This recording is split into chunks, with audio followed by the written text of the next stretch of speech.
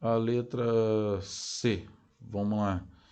É, esse tipo de questão que estou colocando aqui são questões que eu vivi na academia durante 10 anos de orientação ao exercício e, e era frequente. Pessoas chegam assim, professor, se eu treinar abdominal, tipo 200 abdominais, eu vou tirar essa gordurinha aqui na minha barriga. Aí outros fazem desafios de abdominal. Eu fiz 1.000 abdominais, outro fez 3.000 abdominais. Isso ajuda a tirar essa gordurinha da barriga? Bom, de novo, estamos diante de uma questão que envolve conhecimento de noções sobre a forma em que a gordura é disponibilizada ao corpo, às células que estão ativas para que elas possam utilizar a gordura das células de gordura para produzir energia. Então, se você faz abdominal, aquilo não tem efeito localizado, mas um efeito sempre sistêmico, sempre do corpo como um todo, e não de maneira isolada. O fato de eu fazer tríceps braquial aqui, fazer extensão do cotovelo, ou chute do cotovelo, ou sei lá, outro nome que o pessoal queria, não vai fazer com que você queime a gordura do tríceps braquial. No caso, eu estou preocupado com essa gordura que fica aqui atrás das minhas costas aqui. É o fato de você fizer remada alta, né, trabalhando o latíssimo do dorso, que vai trabalhar essa musculatura que fica abaixo desse tecido adiposo, ela não terá condição de diminuir a gordura daquela gordura local. Por quê? Como é que ocorre? Como é que funciona? O seu corpo produz um hormônio chamado adrenalina quando você vai fazer esforço. Por que a origem da adrenalina? A adrenalina está relacionada ao seguinte: quando você vai fazer um esforço físico, é, geneticamente, ao longo do tempo, seu corpo foi condicionado a responder sobre os estresses do dia a dia através da adrenalina para manter a sua sobrevivência. Inclusive, se você tiver terminado de comer e for e passar por uma situação de estresse, seu corpo imediatamente ele diminui ou reduz até a zero seu processo digestivo e ele vai mandar, né, vai subir uma adrenalina e essa adrenalina vai mandar um sinal para todas as células de gordura do corpo como um todo, para que aquelas que tiverem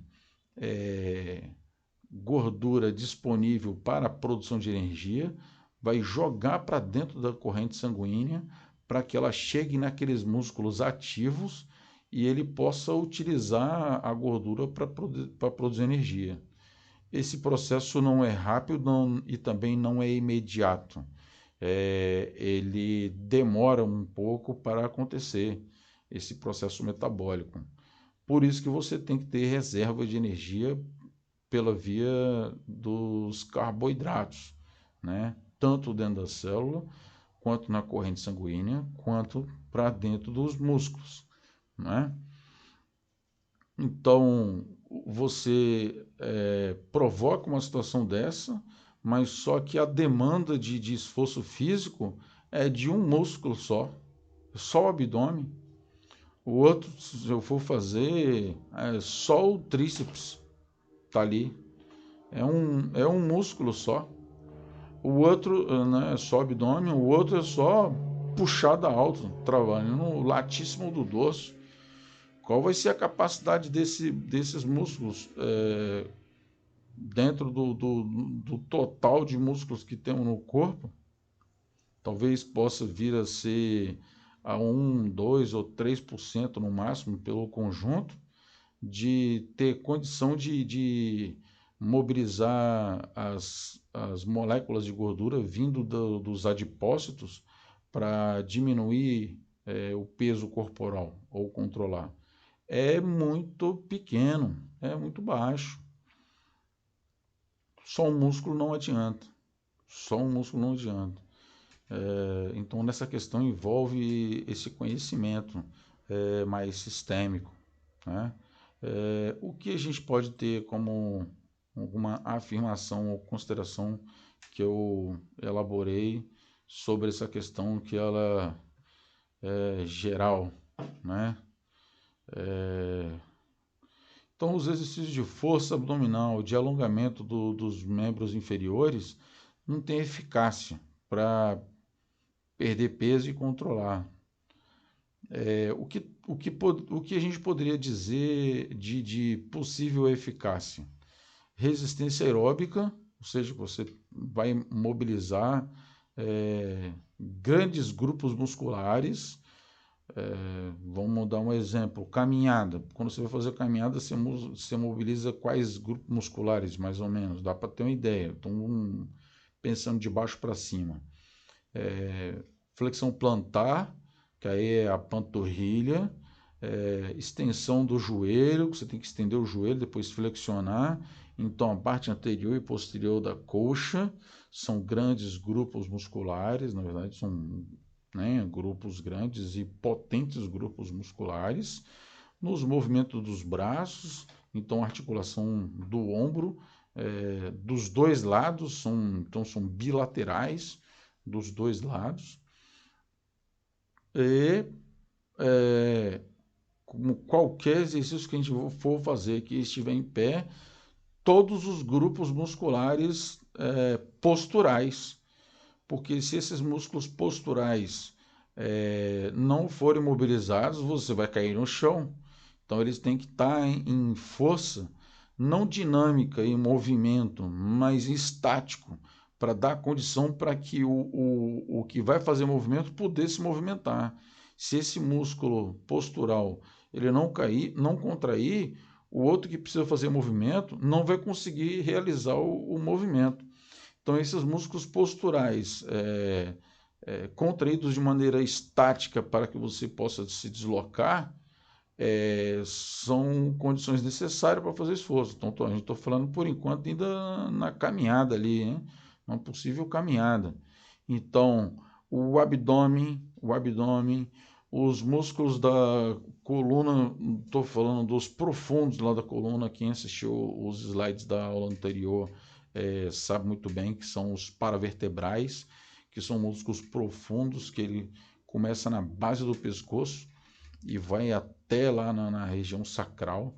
E muitas pessoas que fazem treinamento de força muscular não treinam isso, e às vezes até professor na academia não passa para você fazer isso.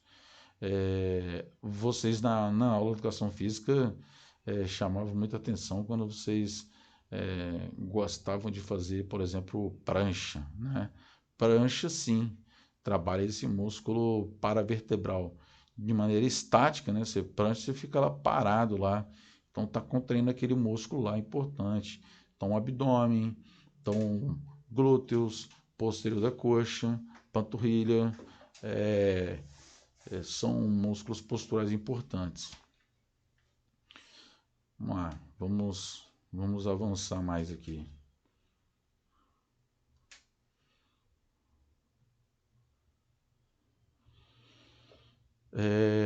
Essa outra questão vai se repetir, né, depois, aí eu vou mais rápido, que está falando assim sobre a eficácia de fazer uma técnica esportiva.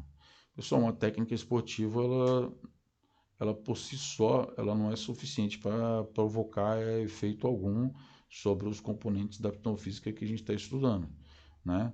Só fazer passe, cortar, fazer saque, chutar, arremessar, andar de bicicleta, remar, nadar, são todos habilidades físicas. Você precisa aprender.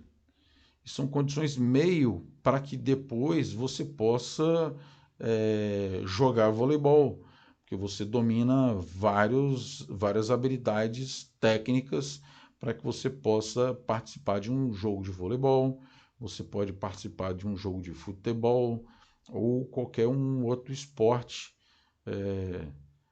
coletivo ou até individual, no caso da caminhada, fazer uma caminhada, uma corrida, participar de um enduro a pé, uma mini maratona, um mini triatlon, de nadar, pedalar e correr, e entre outros. Então, são condições meio. Ela por si só é insuficiente para melhorar o seu componente cardiorrespiratório. É uma habilidade física só. E aí você pergunta, tá, professor, mas se eu não tiver essa habilidade física, não vou poder treinar. Verdade. Chegar, eu não gosto de esporte, professor, como é que eu melhoro a minha condição cardiorrespiratória? Você terá condições limitadas de fazer isso. E pelo fato de ter condições limitadas, tem risco de desenvolver problemas da saúde mais à frente, né? Qual que, qual que foi as considerações que eu elaborei para vocês pensarem aí, né? Então, exatamente, a eficácia está relacionada à habilidade física, então ela não provoca efeitos no componente cardiorrespiratório. Para isso acontecer, no caso do voleibol, como é um esporte que mobiliza grandes grupos musculares, você vai ter que se movimentar para ir, voltar, descer, levantar, saltar, se deslocar para frente, para trás. Precisa levar em consideração a intensidade de esforço, quanto por cento você está se esforçando, quantas vezes na semana, a duração do esforço. Então, todas essas condições precisam ser levadas em consideração. Senão, o componente cardiorrespiratório não tem estímulo necessário para que você possa oferir benefício para a saúde. Outra questão, vamos lá. Pessoal, algo parecido com o anterior. Fala de um esporte que mobiliza uma habilidade física, né, que diferente do voleibol, mobiliza poucos grupos musculares, mais do que duas articulações, mais que biarticulares, para que você possa trazer algum benefício, né? O pior que a gente está falando aqui de sistema circulatório, né? Então, ele pode ser o melhor jogador de xadrez do mundo, né? O melhor jogador de xadrez do mundo. Pode ser, a gente pode falar até da algo parecido aqui, competidor de tiro, né? O cara é um exímio atirador, né? Um atirador de elite. Só que ele só trabalha, no caso do atirador, por exemplo, a flexão do indicador. Imagina a flexão do indicador, que é o movimento ativo, né? A gente tem os movimentos que não são os ativos, são os estabilizadores, né? No caso aqui do ombro aqui para atirar, então tem o deltoide, tem o bíceps braquial, que ele tem que estar estático, o outro também tem que estar estático. O bíceps braquial para poder manter o braço nessa posição, para poder ele segurar e suportar a carga aqui de um objeto, no caso para poder ele fazer a flexão, no caso ali do xadrez ali, a atenção, observação, movimentação de uma peça, então ele está mexendo minimamente ali, o bíceps braquial, o subbraquial, flexores do cotovelo, e flexibilidade no caso aqui, vai lá e treina a flexibilidade. Isso é suficiente para prevenir doença crônico-degenerativa? Não, pessoal, não. Vai ter que também da mesma forma lá complementar o treinamento dele com um tipo de esforço que mobiliza grandes grupos musculares, tem uma intensidade de esforço compatível para a melhoria do componente aeróbico, frequência, quantas vezes na semana ele vai fazer e a duração do esforço. Sem isso aí, pode ser competidor experiente de tiro, de xadrez, de sinuca, isso não vai melhorar.